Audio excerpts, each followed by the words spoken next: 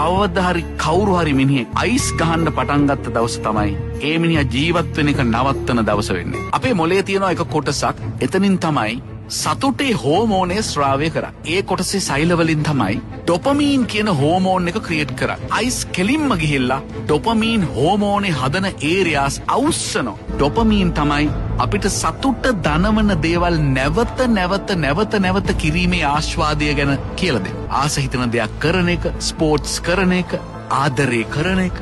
යම්කිසි ක්‍රියාවකින් ඩොපමීන් එනවා නම් අපේ ඇඟ අපිට නිතරම කියනවා, අපේ මොලේ නිතරම කියනවා, ඒ ඩොපමීන් එන වැඩේ ආයි කරන්න බබා. මේ ක්‍රිස්ටල් මෙත් එකෙන් මොලේ තියෙන ඩොපමීන් ස්‍රාවය කරන සෛල අවුස්සනවා.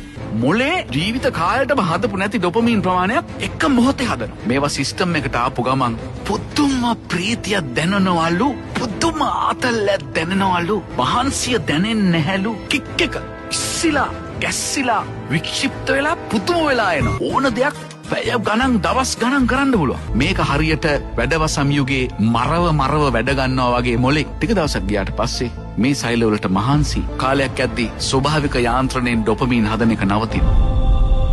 දැන් වැඩ කරන්නේ කිමිකල් එකට විතරයි. තවදුරටත් ස්වභාවික යාන්ත්‍රණය යටතේ ඩොපමීන් හදාගන්න මේ සෛල වලට බැරි වෙනවා. අයිස් ටිකක් ගැහුවොත් විතරක් අමාරුවෙන් ඩොපමීන් කොහොම හරි ටිකක් හදනවා. ඒවා වැඩ කරන්නේ තවදුරටත් කිමිකල් වලට විතරමයි. ඒ දුක නිසායි මේකට ඇබ්බැහි වෙච්ච මිනිහෙක් ආපහු ඒක ඉල්ලන්නේ නැතුව අයිස් වලට තියෙන ආසාවක් හින්දා නෙමෙයි. අඬනවා, වැළපෙනවා, ඔළුව බ්‍රේන් එක කෑ ගහනවා ඉල්ලලා. ජීවත් වෙන්න එක ඉල්ලන්නේ බෑ. නැතුව තවදුරටත් ඩොපමීන් හොයන්න නෙමෙයි. හිතන්න මොන දුකක්ද කියලා. අන්න මිනිස්සු හොල්මන් වගේ වෙන්න ගන්නවා. සම්පූර්ණයෙන්ම තිරිසනෙක් වෙනවා. දැන් ඒ පුද්ගලයාටම තේරෙනවා මේක උනේ අයිස් ගහලා. එයාට අයිස් ඕනේ නැහැ. එයාට ඩොපමීන් ඕනේ. ඩොපමීන් ඕන නිසා එයා වඳිනවා.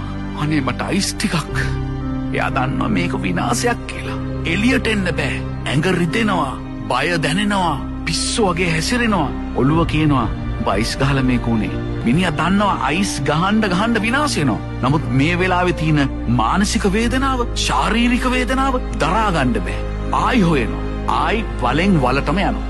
මේ තමයි ක්‍රිස්ටල් මෙත්ස් වල තියෙන ඉෆෙක්ට්. ගැලවෙන්න ඕන උනත් ගැලවෙන්න බැරි ඩ්‍රග් එකක් කියලා කියන්නේ ඒකයි. ඉන්ග්‍රීඩියන්ස් ටික ගැන හිතුවාමත් ඇති. පෝර හදන්න පාවිච්චි කරන කෙමිකල් එකක්, ටොයිලට් සුද්ධ කරන්න පාවිච්චි කරන සැර කෙමිකල් එකක්, බැටරි හදන්න පාවිච්චි කරන ඉන්ග්‍රීඩියන්ට් එකක්, ෆයර්වර්ක්ස් හදන්න පාවිච්චි කරන එකක්, තින්තවල දුෂ්‍රාවිතාව අඩු කරන්න පාවිච්චි කරන එකක්, ගම් හදන්න පාවිච්චි කරන කෙමිකල් එකක්, කාර් බැටරි වලට දාන ඇසිඩ් එක. ඔන්න ක්‍රිස්ටල් මෙත් වල තියෙන ඒවා. ක්‍රිස්ටල් මෙත් මේක යක්ෂයාගේ නිර්මාණයක් කියලා.